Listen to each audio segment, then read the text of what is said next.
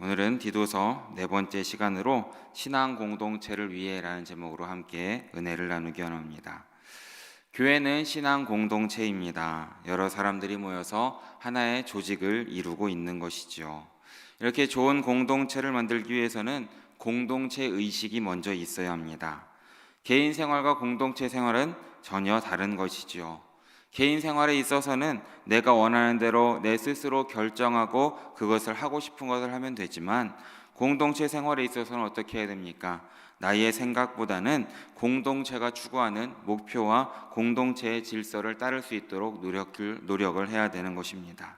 나 자신보다는 전체를 먼저 생각해야 되는 것이죠. 이런 의식이 없으면 공동체의 유익보다는 오히려 걸림돌이 될 때도 있다라는 겁니다. 공동체를 깨뜨리거나 분열을 야기할 수도 있는 것이죠. 그러기에 사실 공동체 생활이 어렵고 힘이 든 것도 사실입니다. 혼자서 지내는 것이 훨씬 편하지요. 근데 왜 공동체가 우리에게 필요하겠습니까? 바로 공동체가 지니고 있는 장점 때문입니다.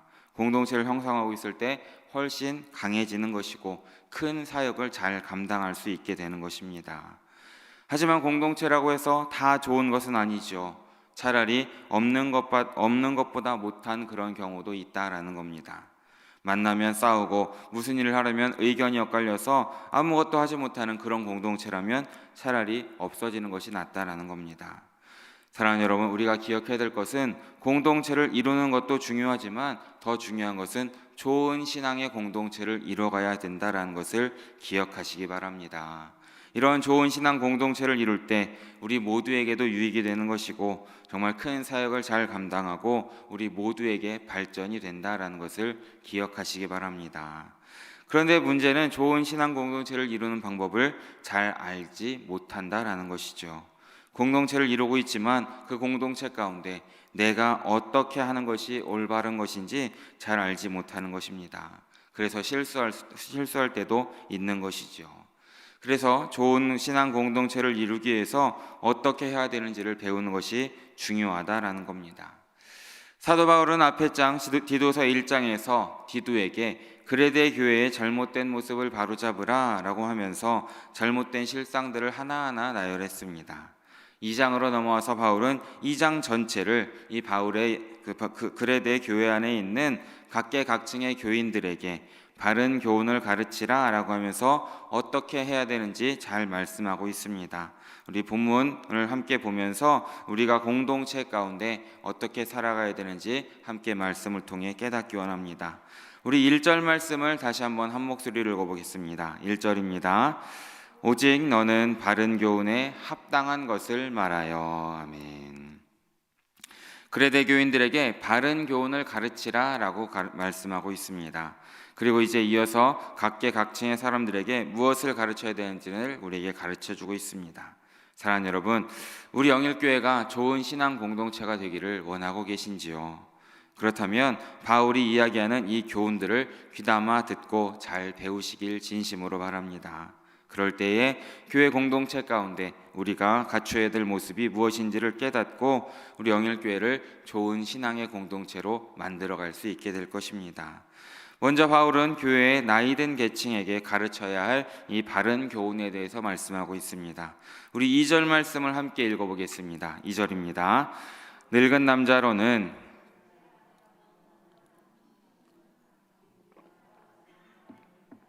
온전하게 하고. 아멘. 이 말씀은 노년기에 있는 남성들에게 교훈하는 말씀입니다. 하지만 우리가 기억해야 될 것은 우리 모두가 가져야 될 모습이라고 생각하시면서 말씀을 통해서 함께 믿으시기 바랍니다. 첫 번째로 가져야 할 것이 무엇입니까? 절제하라 라고 말합니다. 우리에게 가장 필요한 덕목이 절제이기 때문에 가장 맨 앞에 쓰지 않았을까 생각이 됩니다.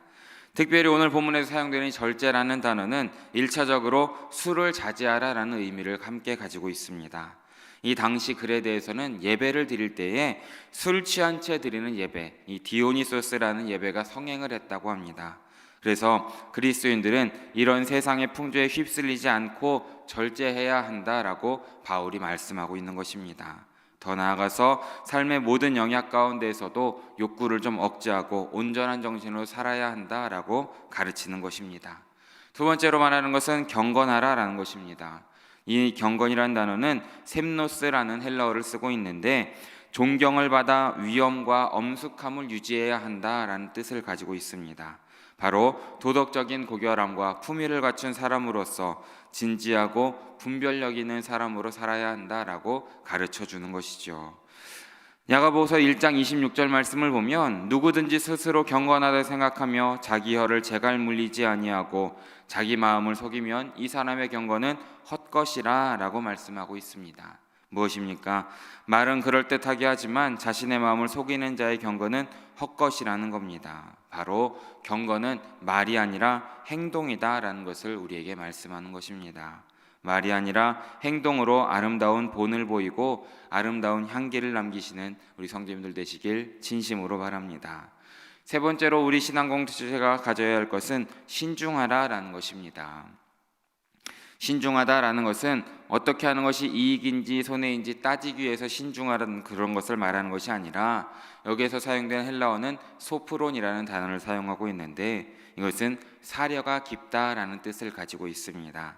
그러니까 모든 사람을 품어줄 수 있는 넓은 가슴을 가져야 한다라는 것을 말하고 있는 것이죠. 부족한 사람이라도 품어주고 상처를 주는 사람도 감싸줄 수 있어야 된다라는 겁니다.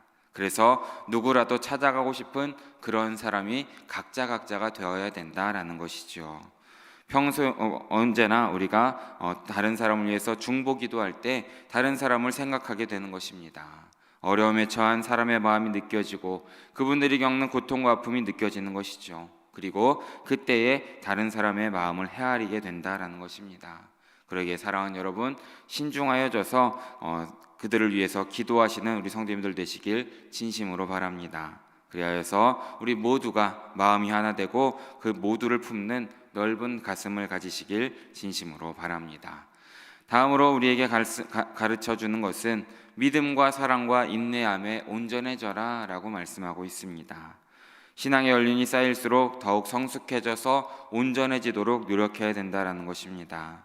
믿음에 있어서, 사랑에 있어서, 인내에 있어서 흔들리지 않는 확고한 모습을 보여주어야 한다라는 겁니다. 하나님께서는 이스라엘 민족을 신앙 공동체로 세우기 위해서 이 아브라함을 부르셨음을 우리는 알고 있습니다. 그리고 아브라함에게 시험하신 것이 있죠. 바로 믿음입니다. 아들 이삭을 바치라고 요구하시면서 아브라함의 믿음을 시험하셨음을 우리는 알고 있습니다. 하나님이 아브라함의 믿음을 시험하셨던 것은 아브라함이 확실한 이 믿음의 기반에 서 있지 않으면 신앙 공동체를 태동할 수 없었기 때문입니다. 믿음에 확고하게 서 있을 때에 서로가 서로를 보면서 좋은 믿음을 계승할 수 있음을 기억하시기 바랍니다. 다음은 사랑에 있어서도 온전해져야 한다라고 말씀하고 있습니다. 인간적인 그런 조건적인 사랑이 아니라 하나님이 보여주신 정말 아가페적인 사랑을 추구할 수 있어야 된다라는 것이죠.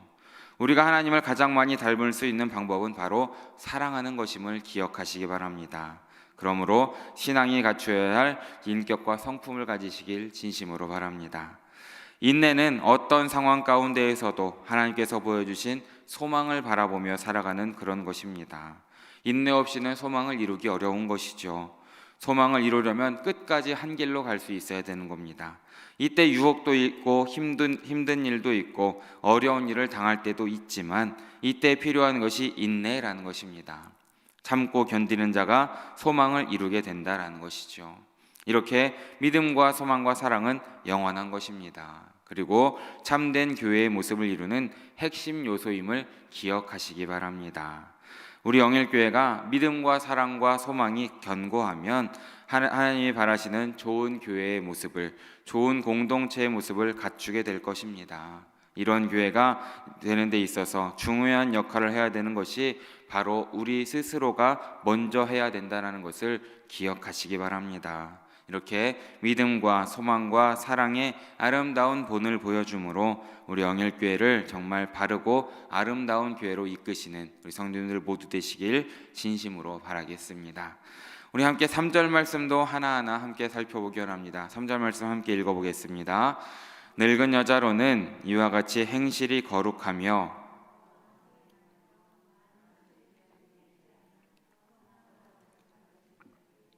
아멘. 3절에서도 늙은 여자에게 말씀은 하고 있지만 우리 모두에게 하는 말씀이라고 생각하시면서 함께 말씀을 하나하나 살펴보겠습니다. 첫째로 가르쳐주는 것은 행실이 거룩해야 한다라는 것입니다. 믿음의 사람들이 보여줘야 하는 모습이 바로 거룩한 구별된 모습이다라는 것이지요. 디모데전서 2장 9절 말씀에서 바울은 성도가 갖춰야 할 마땅한 행실에 대해서 이렇게 말씀하고 있습니다. 우리 함께 읽어보겠습니다.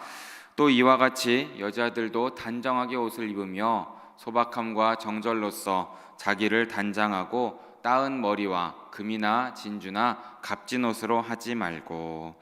이어서 나오는 10절 말씀을 보면 오직 선행으로 하기를 원하노라 이것이 하나님을 경외한다 하는 자들에게 마땅한 것이니라 라고 말씀하고 있습니다. 무엇입니까?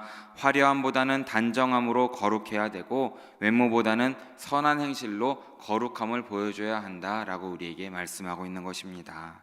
사랑하는 여러분, 하나님께서는 외모로 사람을 취하지 아니하시고 심령을 감찰하심을 믿으시기 바랍니다. 그러기에 마음의 아름다운 내적 아름다움을 더 단장하시길 바랍니다. 아름다운 마음에서 아름다운 행실이 나오고 아름다운 선행이 나오고 또 그것으로 거룩함을 드러내시는 성도님들 모두 되시길 진심으로 바랍니다.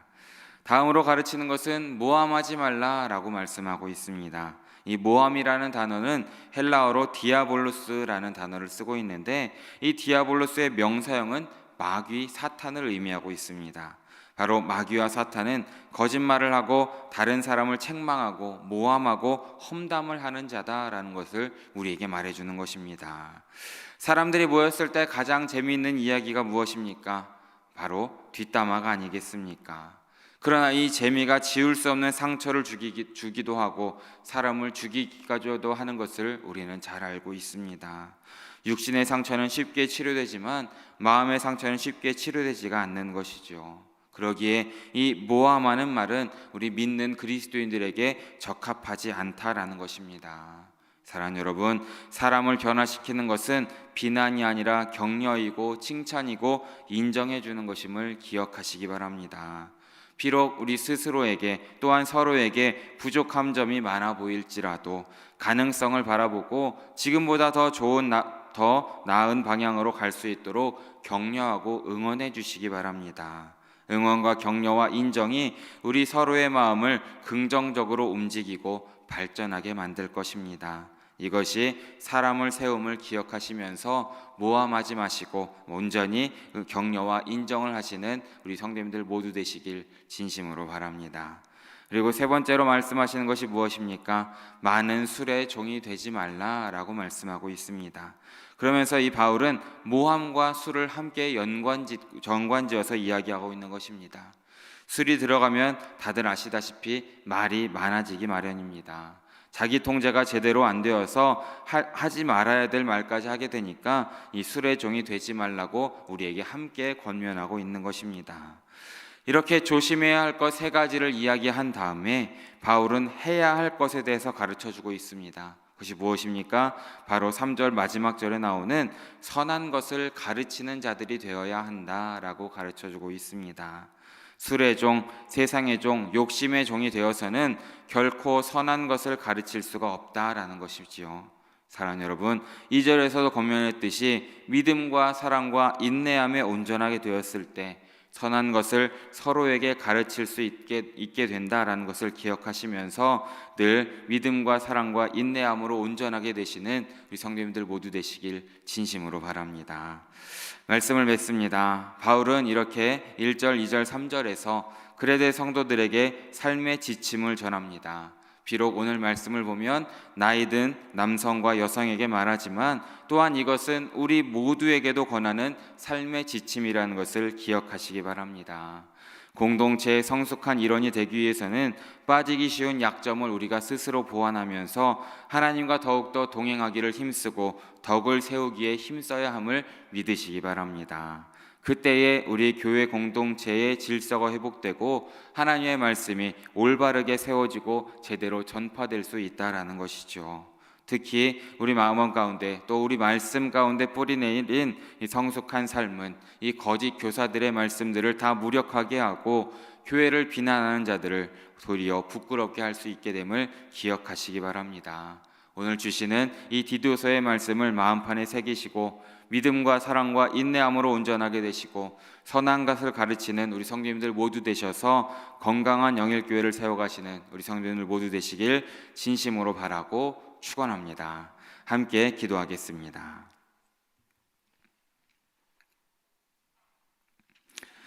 사랑의 주님, 오늘 새벽에도 잊지 않고 나와서 또 각자의 자리 가운데에 주님께 예배하고 주의 말씀을 들을 수 있도록 인도해 주심에 너무나 감사드립니다. 주님, 2021년 가운데에도 우리 영일 공동체를 향한 주님의 마음이 있는 것을 깨달을 수 있도록 함께하여 주시옵소서. 우리가 그 마음을 받아서 주님 뜻에 합당한 공동체를 세워가는 우리의 삶이 되길 원합니다. 우리 성도들 모두 한 사람 한 사람이 믿음과 사랑과 인내함으로 온전하여지고 선한 것을 가르치고 겸손의 마음을 가지고 서로를 섬김으로 주님의 뜻 안에서 사랑으로 하나된 공동체를 이룰 수 있도록 주님께서 인도하여 주시옵소서. 그렇게 거룩한 신앙 공동체로 세워질 수 있도록 함께하여 주시고 주님께서 맡겨주신 그 모든 사명도 잘 감당하는 우리의 삶이 될 수 있도록 인도하여 주시옵소서. 모든 말씀 함께하시는 예수 그리스도 이름으로 기도드립니다. 아멘.